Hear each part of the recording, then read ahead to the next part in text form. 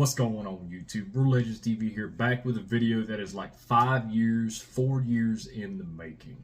Now, if you've been around my channel for a while, you may have discovered my channel based on rare breed triggers, forced reset trigger content. That is one of the few topics that no matter what happens, rare breeds forced reset trigger always gets me a bunch of views. Brings a lot of people in, gets a lot of conversation going.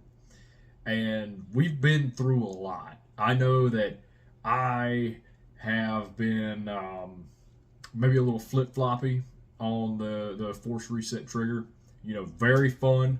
I was very much into the force reset triggers. Then the ATF come knocking.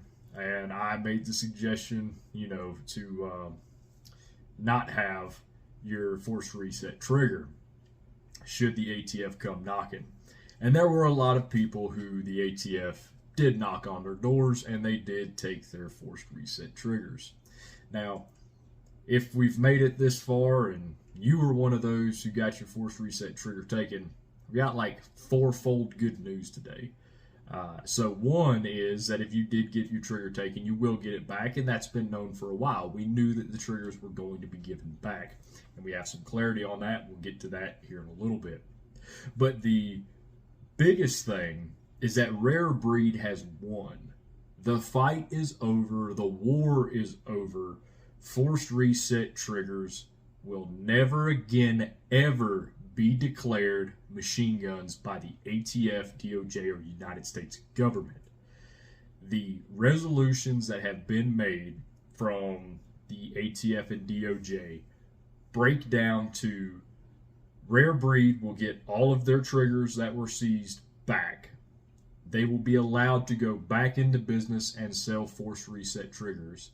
Additionally, they can use and enforce their patent against anybody who tries to make force reset triggers. So folks, Delta Team Tactical's force reset triggers, I would expect Rare Breed to very quickly send them a cease and desist or some sort of partnership for their forced reset triggers, because you cannot deny that the Rare Breed trigger or the Delta Team Tactical trigger does not look exactly like the Rare Breed force reset trigger. So I think that that's going to be kind of a shift in the market coming up. The New York lawsuit against Lawrence DeMonico is going to go away, and the lawsuit in Utah is going to go away. So Rare Breed is going to walk through the fire and come out unburned as much as they can be unburned. I mean, it's been 4 years of just straight hell for these guys. And I've got to give a shout out to NAGR, National Association of Gun Rights. They've honestly been putting the smackdown on the DOJ and ATF for the past couple months, and this is huge. One of the things that needs to be said is that they were the ones who stepped up when nobody else did. And Lawrence has talked about this. And he talks about it in his video that he released earlier today, or maybe yesterday, depending on when you're watching this video or when I put this video out. But the moral of the story is that Rare Breed's going to go back to selling triggers, and I'm hoping that this also means a 3-position trigger, because I would love to get my hands on a 3-position Rare Breed forced reset trigger. I do want to go back and I do want to talk to the folks who did have a forced reset trigger taken. Now, there are a couple of steps here. It's not just going to magically show up in the mail. An ATF agent isn't going to come, knock on your door, get down on his hands and knees and beg for your forgiveness and hand it back to you. No. You're going to have to go through a requisition process to get it back. Sucks. I get it. Here's what's going to happen. ATF has to post has to publish, I guess is the proper term, instructions on how to go about making the request to get your trigger back. And it has to be done. You have to make your request before September, I think, 30th of 2025. If you don't do that, you will not get your trigger back. If you got a trigger taken and you're watching this for the next, I would say, for the next couple days, couple weeks, up until June of 2025, you need to be watching and looking and seeing when ATF publishes that information. And when they publish it and it's out, I'll make a short video. I'll make a short or a poll or a post or something on here to let y'all know. But you're gonna have to get on it and you're gonna have to make that requisition. Otherwise, you will not get it back. It's just how it is, unfortunately. Some of the caveats, though, that have me mildly concerned is that the ATF and DOJ are saying that Rare Breed will not manufacture or design or tell anybody to put their forced reset triggers into handguns. Now, an AR rifle and an AR pistol are the exact same lower receiver. Is the ATF and DOJ going to go after somebody if they put an FRT in an AR pistol? I don't know.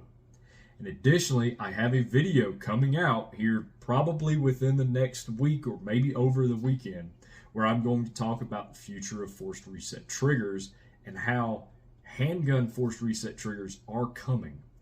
It makes me concerned, and I'm glad I haven't put that video out yet, it makes me concerned that with the DOJ and ATF saying that Rare Breed will not develop a handgun trigger, will these companies who are developing forced reset triggers for handguns go through the same BS that Lawrence DeMonico and Rare Breed has? Because these companies are not nearly as large and they don't have nearly the ability to weather that kind of storm as well as Rare Breed did.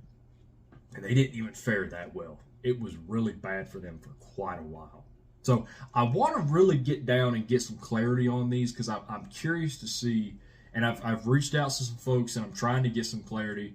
I'm talking to some people in the know to try to figure out where handgun forced reset triggers fit into the equation, because we're at the point now where we have AR forced reset triggers, we have AK forced reset triggers, we have forced reset triggers that really match just about every platform, and we'll talk about some of that in the next video about the future of forced reset triggers, because there's some things that you can do with an AR forced reset trigger that most folks don't know about.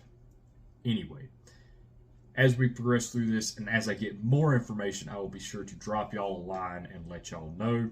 If you like this content, you like this conversation, please jump down in the comments section below. Let me know. Let's have a conversation. Where do you think this leads forced reset triggers? Where do you think this leads Rare Breed? And are you going to support Rare Breed now that they have one?